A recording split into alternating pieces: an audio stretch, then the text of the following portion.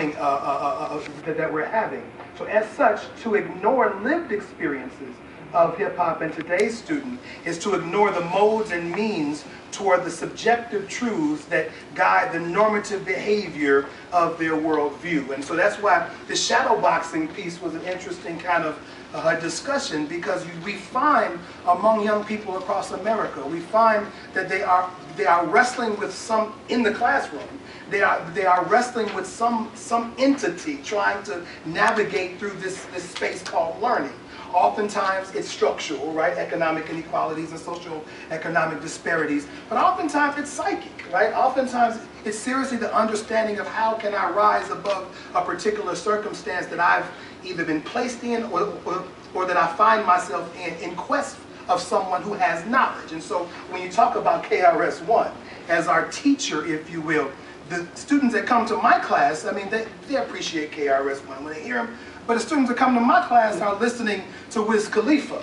You see what I'm saying? I mean, they're listening at a certain level to Kid Cudi, and they want to come to the classroom with a Gorilla Zoe analysis. You know what I'm saying? And so I'm sitting up here trying to figure out how do I find that analytical space within the language that they use, that they're trying to figure out how to navigate through that space. And so I begin my classes oftentimes asking the question, what are you listening to today? Right now. Just right now. Because when we walk on campuses at predominantly black universities, white universities, anyway, the iPods are blaring. Right? So they step into my philosophy class, or they step into your music class, they step into your history class, already inculcated by something. Right? So one of my initial conversations is, what are you listening to right now? Oh, Doc, man, you ain't hip to what I got in my iPod. I said, I might not be, but just, tip me with it. And so oftentimes, I just randomly throw something out there, and immediately I navigate to a philosophical discussion, right? Why do I do that? In part because I give importance and credence to what they have in their arsenal. Right? Yeah. What do they come to the philosophical table with? Let me give you credence there. Let me take you somewhere. But let me start with where you are at that moment. This is important at a time when the world is looking at educational issues in the black community specifically, but in poor communities where everybody's waiting on Superman and trying to get the lottery ball to get access to education. And every time we wait for Superman, all my philosophical heads in the room understand it, I'm thinking of a Samuel Beckett discussion, right? And so as our young people across America are waiting on Superman, Samuel Beckett said we're waiting on Godot, right?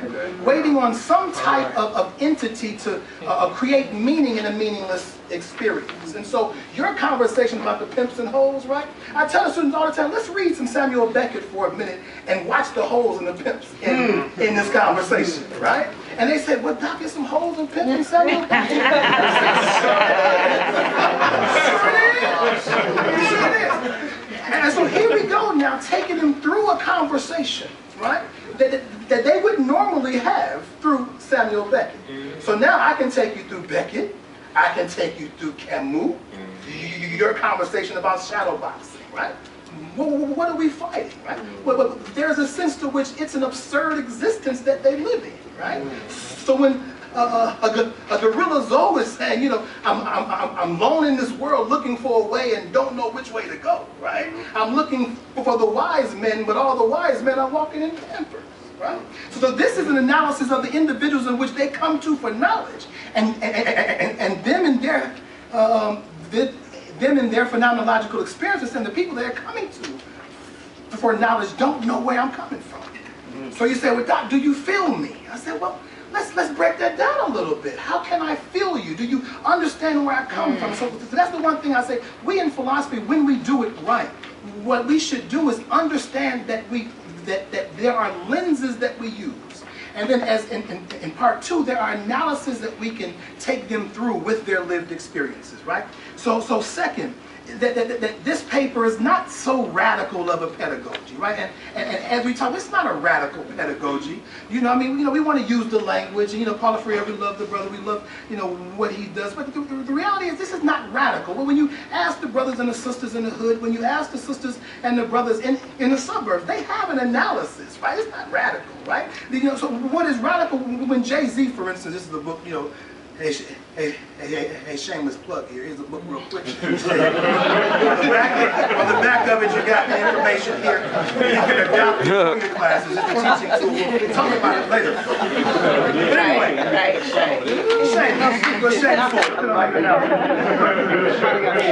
it's a radical pedagogy. It's not a radical pedagogy. So I assert for us educators to take students where we want them to go intellectually. We need to look at what they do at the point of the depth or even lack thereof of their experiences. I mean, when they come to the classroom with Waka Flocka, it's a party, right? I mean, there's nothing deep about that conversation, right? But in a sense to which, let me try to figure out what the hell is going on, right? So then when Waka Flocka, when you're quoting Waka Flocka and he says, well, 2 years ago I was broke and now I'm a millionaire, right? So now I say, well, students, okay, what type of analysis are you using toward that medium? They say, well, get involved in hip hop or basketball. So now it becomes a sociological conversation about, are these the roots toward football, toward excellence or success in rap music, right? So now it becomes a conversation we can have as a classroom collective, even though we're breaking down some bullshit lyrics of Waka Flocka, right? And all respect due to all my brick squads. But so we have to understand that every moment is a teaching moment, right? Every opportunity with these students, because they're learning something, even if it's bullshit. They're learning that something is processing, and so now we in philosophy, when we do it at our best, we're trying to sort of create some sense of strength with that. So when we're talking about metaphysics, right? So I always tell students, we can look to KRS One all day, or we can look to the 5 percenters as you talked about earlier. We can look to all the Wu-Tang and all that kind of stuff. I said, I like to use Arrested Development, talking about Tennessee, right? Because how do you find a sense of home or solace, right? I was at Sister Jamie's conversation earlier, and there was a conversation about this black people search for home, right? Home as a place, both physically, home as a place metaphysically, right? So this idea of home in a homeless type of environment is a philosophical conversation. So metaphysics is there. Axiology, right? Axiology is a moral construct. How does one gain access to ethics and morality, right? And that's wrought in hip hop, right? What is the good and what is the bad? How do you determine what is right or what is wrong, right? In what type of context do we use a normative language or subjective language to determine right or wrong? So clearly we'll have to get involved in gender discussions and sexual inequalities and homophobia and all these things as ethical principles.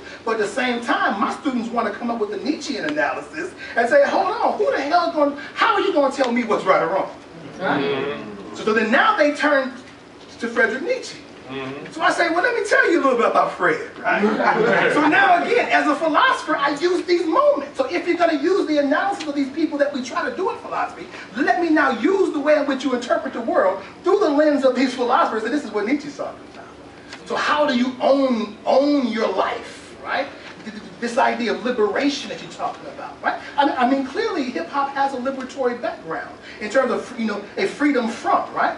But what the existentialists talk about is freedom too, right? What do I have the ability in my particular circumstance? What do I have the ability to accomplish?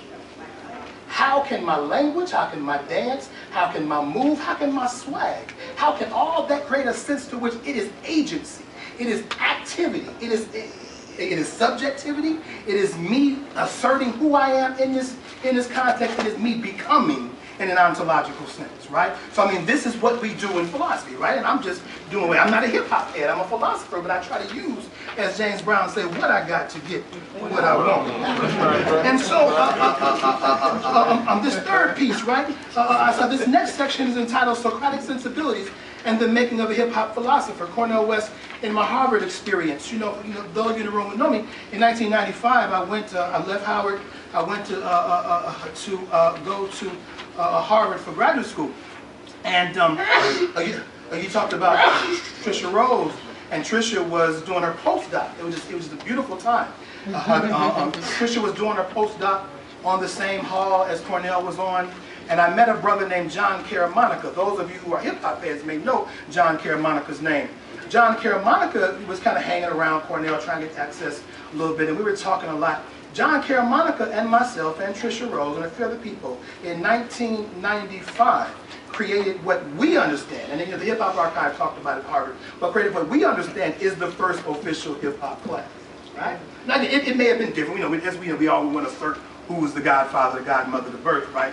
But we sat down creating this sort of syllabus. So here I am nowadays thinking about those times when I was 22 years old, breaking down how do you teach a hip hop course at an Ivy League institution with any type of credibility at a time in which, this was an important conversation. Why do I why did I mention that? In part because my years there with Cornell in Afro-American Studies at Harvard taught me about democracy. So that's the piece you left on. And how do we look at the hip-hop community as a democratic space? How do we look at the classroom as a democratic space? Recognizing that I come to the classroom not as your professor, not as your instructor, but as your facilitator. How do I create a level of conversation and consciousness, right? I mean, there's a sense in which I can tell you everything I got to tell you. That don't mean I know nothing. Right? I'm of a Socratic tradition. I realize that I really don't know, right? But I can tell you a whole bunch of bullshit if that's what you want, right? And the reality is, but how can you craft your own bullshit, right? How can you do it in such a way that it makes you sort of, marketable in the world? And so that's why I say that, because I learned early on that, as I say here, that there's a sense to which that a democracy, or understanding that education as a democratic experience, the voice of the people who come to the context with their particular voices, they have a democratic strain to give, and we need to pay particular attention to that. So in the next 2 minutes, as I try to close and have some conversation, I really do. There are a couple quotes that I wanted to kind of give off, just in case you don't. You're not everybody here. We will pick up the journal that's coming out in a couple of weeks, and we're all in that journal. Please pick that up. But there's a couple of quotes that I want to give you directly. When I was a kid, I didn't like to read because I stuttered.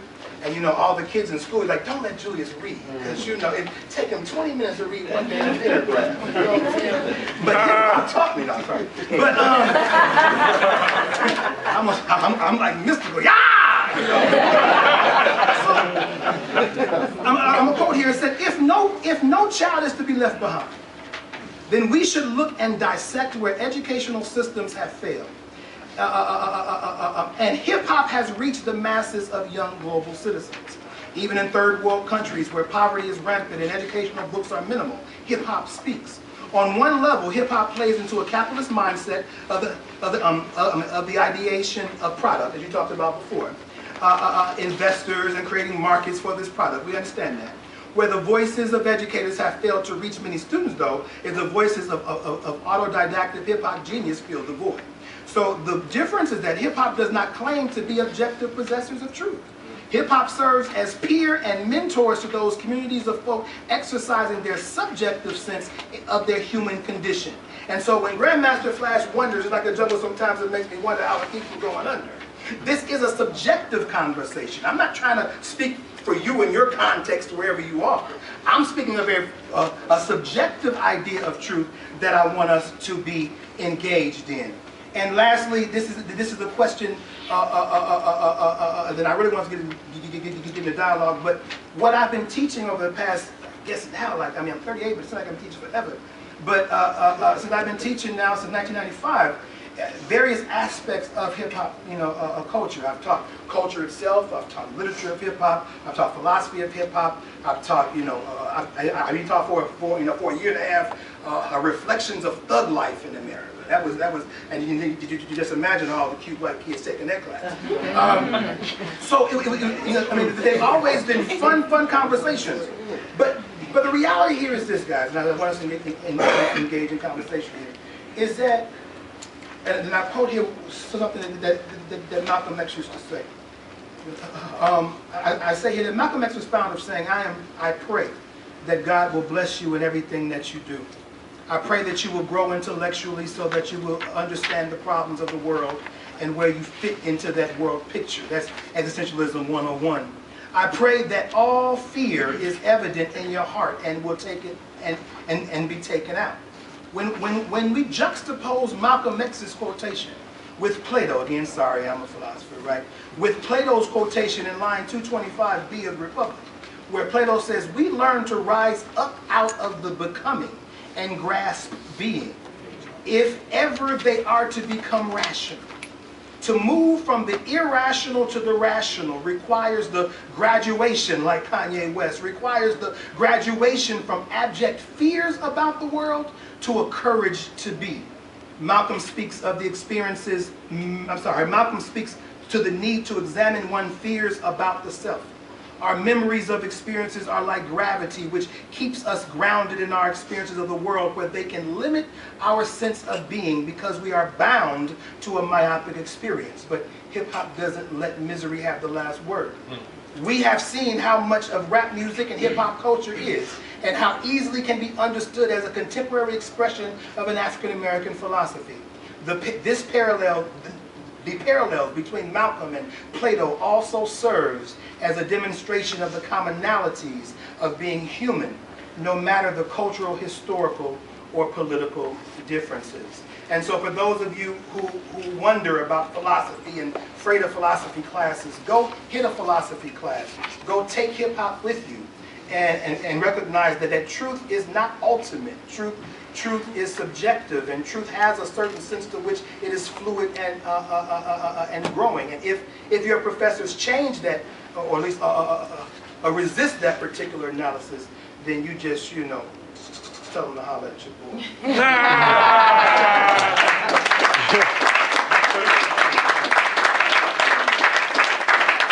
Before we get to question and answer, I want to make an important announcement, but I have a question.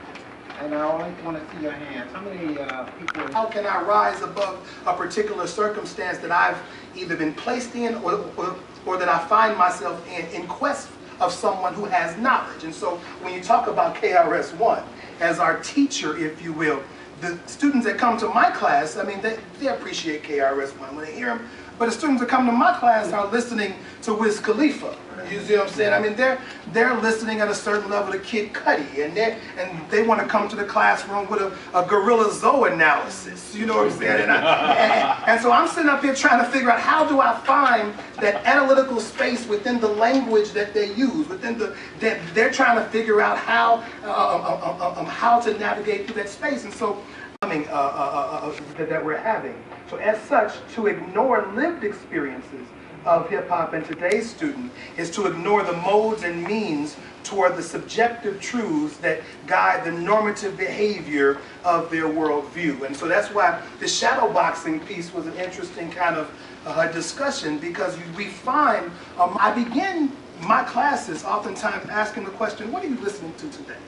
Right now. Just right now. Because when we walk on campuses at predominantly black universities, white universities, anyway, the iPods are blaring.